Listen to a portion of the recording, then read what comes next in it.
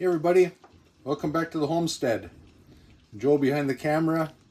I'm Mike. You probably saw me in the wood pile. But for now, we're going to show you how to clean some fish here, and we're going to do basically a clean and cook video. Not much of a cook, but Joe's the master at that. But on this, I can do a fish. Oh yes, he can. So we're going to roll with this, and just be advised, this is a homestead video. A lot of tenderfoots out there right now, and not poking, not throwing shade at anybody, but this is homesteading, and this is where fish comes from. And we're raw, uncut.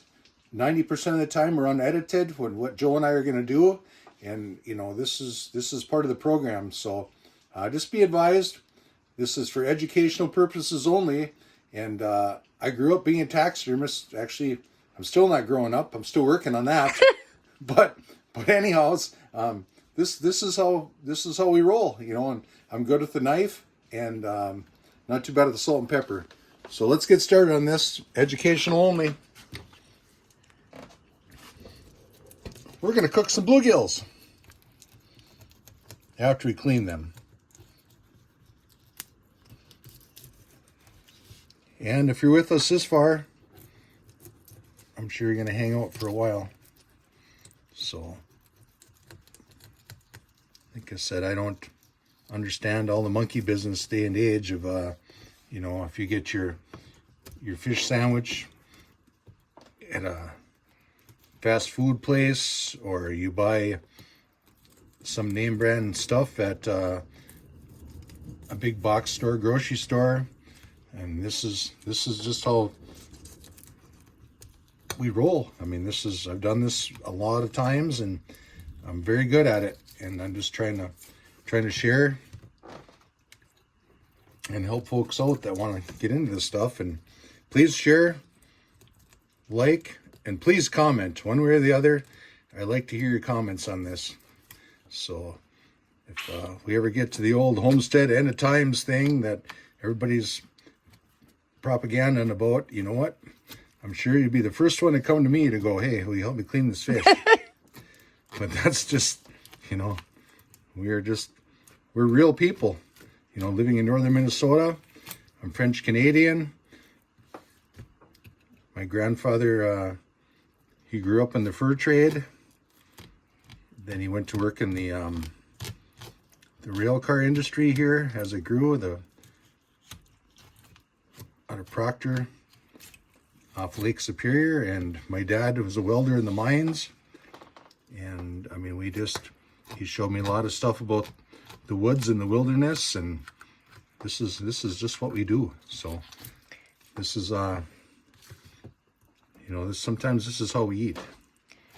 I'm actually not from here. I'm actually from Southwest Minnesota, not You came here in a boxcar. I came here in a boxcar. No, but one thing I do remember is going fishing with my dad. And down there's catfish. I'm going to go catfish fishing. And it's some of the best times in my life. And I tell you what, my dad could cook up a catfish like there was no tomorrow. Mike here is bringing that memory back to me. It might be bluegills or bass or whatever, but tonight bluegills. But it just brings that memory back, that fresh fish, lightly fried. It's delicious. You can't get that at any restaurant, I can tell you that now. Actually, a couple of these, we had them on ice. They were from Joe's birthday yesterday. Yay! Happy birthday to Joe again. I think we're going to wear ago. that. We're going to wear, well, that's what I said again. Still, we're going to wear that card out. But anyways, my birthday was like 2 days after Mother's Day, so. Her birthday started out the 1st of May. You know it. Gotta take advantage of it. Just like Mother's Day, Hey, we gotta. That's why we're homesteaders. We get sick of paying this mutter and paying that mutter.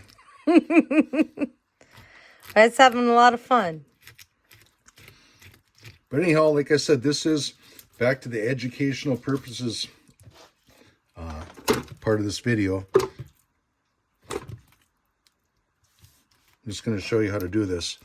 Okay, what you do is you come in behind the caudal fin here on the side, right behind the pec fins, right behind the gill cover. And what we do is we just get up as high on the top of the head as we can. Are you cutting straight down? Yep, straight down. Okay. And then we come right along the spiny dorsals across the backbone. You can hear the knife in there. Okay, we get about 2/3 of the way down the fish, and what you want to do is you want to aim that knife here to right there, right across the top of the back of the rib cage. You come out in front of the anal fin, and you work it down to the tail, just like that. I don't think I've ever gotten a bone when he's cooked these fish. And what you do is you just work it off the rib cage like that. And there's a little bit of belly fat. I don't like to eat that part of the fish because that's where all your contaminants in the bottom of the lake are. Now this fish is probably roughly 3-4 years old, 7-8 inch fish. But anyways, you just go like this with your knife. Okay, and I could feel there's one little bone right here. Okay, we take that out. And that's it. But like I said, this is for educational, not bragging purposes or how fast I can skin a fish like I did in the wood pile. But you know, this is how we roll. This is how it works. You know, and But if you want to see how fast you can skin a bluegill for taxidermy, check us out on Lemire Legends. Yeah, Crazy Lemire. under 9 minutes. Lemire Legends, Lamere Legends. On Yeah. YouTube. Like I said, I grew up doing taxidermy, and I still do a little bit this day and age, and I'm pretty good with the knife. You know, I'm pretty good with my hands, and until the old Mr. Arthritis sets in, but I think Joe and I got some years until that happens. Hope so. I hope. So anyways, what we're going to do is we're just going to take these fillets off here.